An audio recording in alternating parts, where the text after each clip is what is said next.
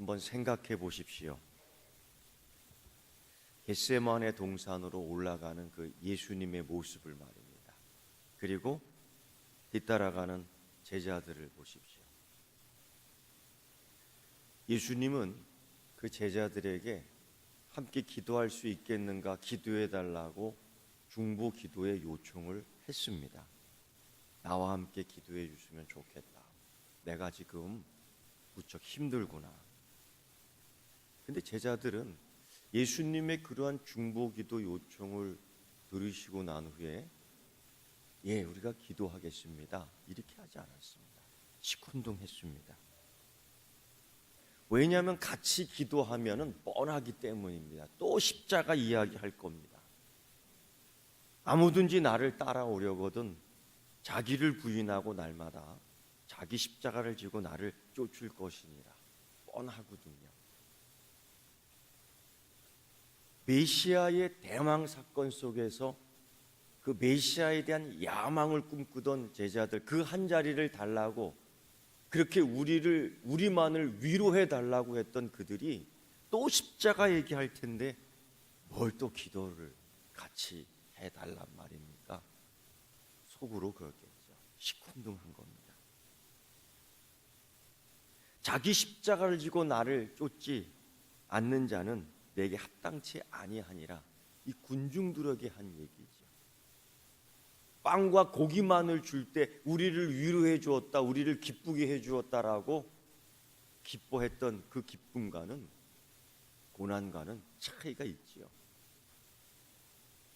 다들 한 자리를 원했기 때문에 그 상황 속에서 나만 위로해 달라고 했기 때문에 예수님의 기도 요청은 더 이상 들리지 않았고 이 십자가에 대한 예수님의 설명은, 이야기는 귀에 들어오지도 않았습니다. 결국 마지못해 베드로와 야고보와 요한만 따라가지만은 그들도 멀찍이 기도하는 예수님을 보았지 함께 그 기도에 참여하지는 않았던 겁니다. 여러분, 기도의 자리에 함께 하느냐, 기도의 자리를 구경하느냐는 전혀 다른 상황입니다. 예수님은 또다시 십자가를 기도하기 때문에 우리를 위로해 주지 못할 겁니다. 반면에 예수님 그 상황 자신은 너무 힘들었습니다. 지칠 수밖에 없었습니다. 기도하는데 땀을 흘리는 거예요. 기도하는데 김이 모락모락 나는 겁니다. 아직 야밤에 이른 새벽에 찬 기운이 몰아오지만은 예수님 그 기도의 그 심각한 열정, 그것 때문에 김이 모락모락 나면서 땀방울이 나는 겁니다. 그런데도 제자들은 저 멀찍이서 꾸벅꾸벅 졸면서 왜 나를 위로해 주지 않는 거야? 그 메시아의 대망을 꿈꾸면서 그 한 자리를 원하지 않아요? 왜 우리를 기쁘게 해주지 않는 거야? 여전히 그들은 그렇습니다. 마치 우리들의 모습이 아닐까 깊이 생각해 봅니다. 그런데 여러분, 지금은 우리가 예수님을 위로해야 될 때입니다. 우리가 예수님을 지금 찬양해야 될 때입니다. 우리가 지금 예수님께 감사해야 될 때입니다. 그 밤인데 예수님의 힘든 모습이 분명하게 보였습니다. 그리고 예수님은 이렇게 말씀하셨습니다. 너희들은 지금 나를 위해 이 시간에 중보 기도해 줄 수 없었냐?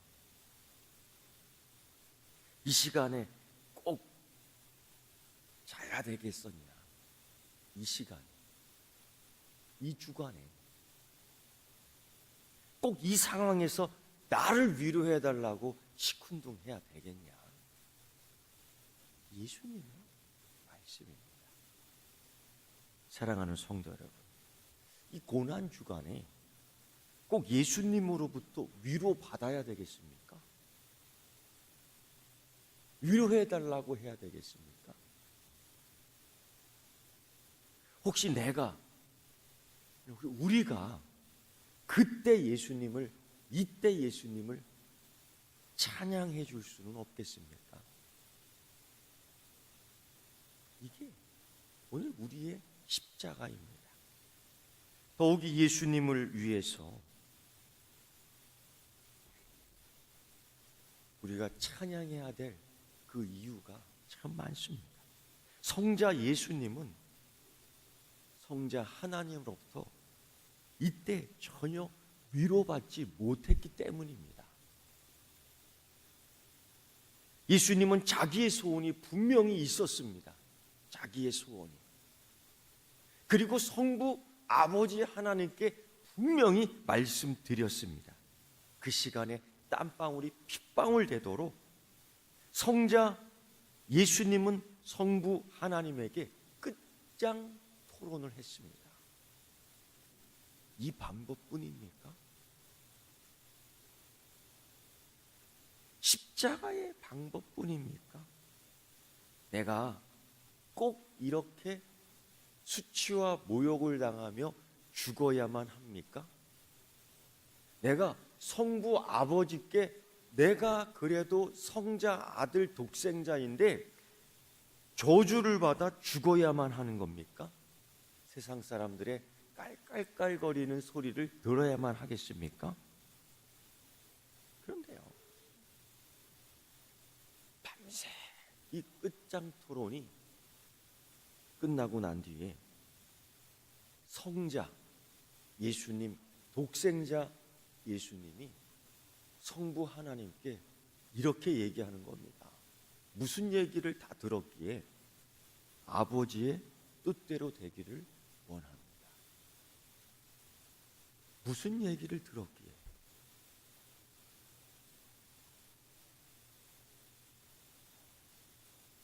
그리고서는 함께 기도해 주지 못한 그 제자들에 대해서 끝내 섭섭한 마음을 드러내신 예수님입니다. 여러분, 요한복음 3장 16절 외우시지요. 다 같이 한번 외워볼까요? 시작. 하나님이 세상을 이처럼 사랑하사 독생자를 주셨으니 이는 그를 믿는 자마다 멸망치 않고 영생을 얻게 하려 하심이라. 아멘. 나의 소원이 있어 나의 소원을 말하고 있는 성자 예수님을 향해서 하나님은 내가 너를 사랑한다라고 말씀하지 않았어요. 난 죽기 싫어요 라고 말씀하시는 나의 소원이 있는 꼭 이 방법입니까? 라고 말씀하는 성자 독생자 예수님을 향해서 하나님이 세상을 이처럼 사랑하사 독생자를 주셨으니 이는 그를 믿는 자마다 멸망치 않고 영생을 얻게 하려 하심이라, 이 말씀을 하신 겁니다. 다시 말씀드리면 하나님이 독생자를 사랑하지 않고 세상을 이처럼 더 사랑하사 세상을 멸망시키지 않고 독생자를 죽였다라는 겁니다. 주님은 위로받기를 원했습니다. 다른 방법은 없을까? 얼마나 충격적입니까? 성자 예수님, 독생자 예수님께서 자기의 소원을 아버지께 말씀드릴 때에 나는 세상을 사랑하기 때문에, 나는 세상을 멸망치 않고 구원시키기 위해서 나는 세상을 더 사랑하니까 너를 죽일 거다라고 이야기했던 거예요. 이 충격 아닙니까? 이런 상황 속에서 하나님의 사랑을 알고 십자가를 이해한다면 하나님 심중에 존재했던 그 구원의 목적과 계획을 이해하고자 한다면 성부 하나님이 우리의 죄를 용서하기 위해 얼마나 많은 것들을 감수해야 했는가를 깨닫는다면, 여러분, 십자가의 대망을 위해서 그 자리를 탐내며 나를 위로해달라고 감히 그런 기도 못합니다.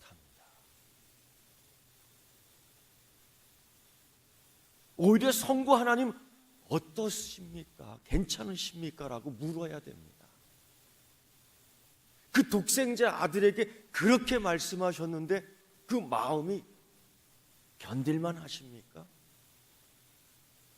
이삭을 모리아 산에서 묶어놓고 찔러야 했던 아브라함의 그 마음, 아버지가 그 아들을 붙잡고 하나님께서 준비해 주시겠지 하면서 콩닥콩닥했던 그 마음, 그게 아버지 마음이고, 그 지성소 성소 앞에 가로막고 있는 그 휘장막 그 두꺼운 거를 찢어버릴 수밖에 없는 것이 아버지의 마음이거든요. 그러니까 우리를 축복해달라고 더 이상 기도할 수 없는 겁니다. 이 세상에, 이 상황에서는. 아버지 하나님 괜찮으십니까? 독생자 아들 예수께 그렇게 말씀하셨는데 괜찮습니까? 오히려 우리가 하나님을 찬양해야 되는 줄 믿습니다. 오히려 우리가 하나님을 이때, 예수님 이때 위로해야 되는 거예요. 이 주간만큼은. 그리고 나중에 또 주님이 이제는 이렇게 절규했죠. 하나님이여, 하나님이여, 나를 버리셨나이까. 이거 정말 아들 예수가 정말 아버지에게 절규하는, 아버지 정말로 나를 버리셨습니까? 그러니까 하나님이 세상을 이처럼 사랑하사 독생자를 주셔서 이는 그를 믿는 자마다 멸망치 않고 영생을 얻게 하려 하심이라는, 나는 세상을 구할 거야. 그래서 너를 죽일 수밖에 없구나. 들었어요. 그리고 나의 원대로 마옵시고 아버지의 뜻대로 되기를 원합니다. 하늘 나라가 이루어지듯 이 땅에서 이루어지기를 원합니다. 라고 수락했는데 정말 죽자니 죽겠는 겁니다. 절규하죠. 하나님 진짜입니까? 하나님이 진짜였습니까? 나를 버리시는 겁니까? 버렸거든요. 요한복음 3장 16절에는 독생자를 주셨으니 라고 나와요. 다르게 이야기하고 독생자를 버리셨어요. 왜? 나를, 우리를 더 사랑하기 때문에. 하나밖에 없는 아들은 기가 막힌 겁니다. 예수님의 복종을 통하여 성부 하나님의 계획과 목적, 사역이 계속 이루어지고 있어요. 아버지 하나님의 뜻은 이루어지고 있는데 독생자 아들 예수는 나를 버리시는 겁니까? 그 소리를 듣고도 하나님은 천군 천사를 보내지 않아요. 아버지, 아버지, 나를 진짜 버리십니까? 라고 울부짖는데 그 소리를 듣고도 천군 천사를 보내지 않았다니까요, 하나님이. 오히려 하나님이 계획했던 구원 사역을 그대로 진행시킵니다. 이거 충격적인 사건입니다.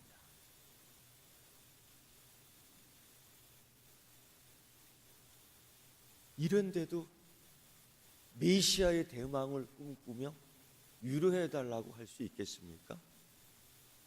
세베대 아들 야고보, 요한, 아니 다른 제자들처럼 자리를 다투며 그 자리 내 거라고, 놔달라고, 축복해달라고 기도할 수 있습니까? 이거 심각한 거예요. 이렇게 표현해도 되겠습니까? 정말로 지독한 아버지다. 이처럼 사랑하는 것은, 이처럼 사랑한 사랑, 이건 정말 지독한 사랑이다. 지독한 아버지다. 하나님이 세상을 이처럼 사랑하사 아들보다 더 사랑했다. 이게 성부 하나님의 사랑입니다. 예수님은 겟세마네 동산에서 자신이 명령만 내리면 수다한 천군 천사가 내려와 끝장내라는 것, 언제든지 그렇게 할 수 있었습니다. 그래서 이렇게 절규, 아버지요, 나를 버리셨나이까? 한마디 천군 천사 언제든지 부를 수 있는 권세 있는 그 상황에서 성자 예수님, 독생자 예수님, 그때 하나님은 만류했습니다. 그러면 안 된다. 이것은 내가 영원전부터 계획했던 구원 역사야. 네가 천군 천사를 부르면 안 돼. 왜 나를 버리십니까? 나를 버리시는 겁니까? 절규하며 마지막 천군 천사를 호령으로 부르려고 할 때에 하나님 아버지가 만류하는 거, 아들아 멈춰라. 그건 안 된다. 왜? 이 계획, 이건 영원전부터 계획했던 일이다. 안 된다. 만류하는 겁니다. 그래서 천군 천사가 스톱하는 거예요. 스톱하는 거예요. 여러분, 요한복음 3장 16절과 이제는 이사야 53장을 오늘 한번 같이 읽어보십시오. 요한복음 3장 16절, 이사야 53장. 오늘 중에 말입니다. 오늘 중에. 이 시간은 말고요. 십자가 사건이 있기 전 수백 년 전에 이사야 말씀을 통해서 그리스도의 희생을 이미 선포해 버렸습니다. 이미 선포해 버렸습니다. 하나님이 이렇게 말씀하셔요. 너는 내가 이 모든 일을 다 알고 있다는 것을 알고 있지 않니?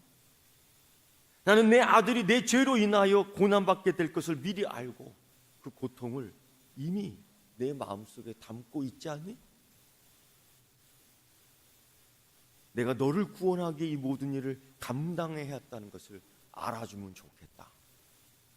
절규하는 아들 예수께 하나님은 말씀하고 있는 겁니다.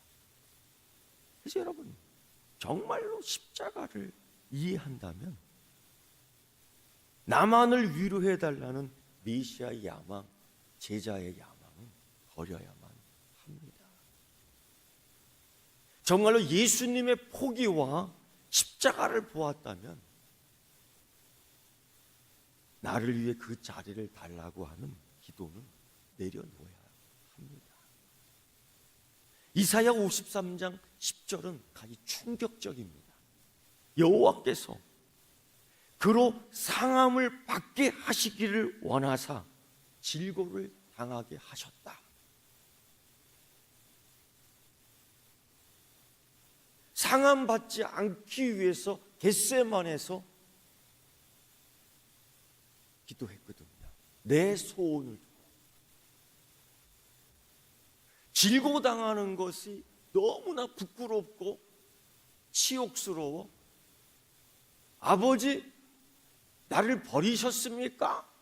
라고 절규했는데 그 아들의 기도를 들으면서도, 아들의 소원을 들으면서도 전혀 개의치 않고 아들아, 아버지 마음을 이해해다오 라고 하면서 오히려 그 십자가 구원의 계획 사건을 계속 진행시킨 분이 아버지 하나님. 왜 포기할 수 없느냐 하나님께서? 왜 멈출 수 없느냐? 왜 천군 천사를 호령하여 십자가를 제거해버릴 수 없느냐? 이미 하나님께서 선포해버리셨어요. 이 계획은 어느 한순간에 했던, 이 계획은 어느 갑작스러운 감정에 의해서 일어난 것이 아니라 하나님의 심오한 구원 계획 속에서 이사야 53장 10절에 여호와께서 그로 상함을 받게 하시기를 원하사 질고를 당하게 하셨다. 이 선포를 이사야 선지자를 통해서 몇백 년 전에 이미 선포해버린 거예요. 이거를 취소하지 않습니다. 하나님은 아들의 고난의 소리를 듣고 하나님은 독생자 아들 자기의 소원을 듣고서도 이 계획을, 이 선포를 취소하지 않았습니다. 여러분, 이때 아버지의 마음을 이해할 수 있겠습니다. 그 심정을 조금이라도 가질 수 있겠습니다. 그리고 이 이야기를 다 들은 아들, 독생자 예수 그리스도께서 그러면 아버지의 뜻대로 되기를 원합니다라는 이 마지막 기도를 이해할 수 있겠습니까? 그러면 십자가를 이해하는 겁니다. 그럼 십자가를 이해하는 겁니다.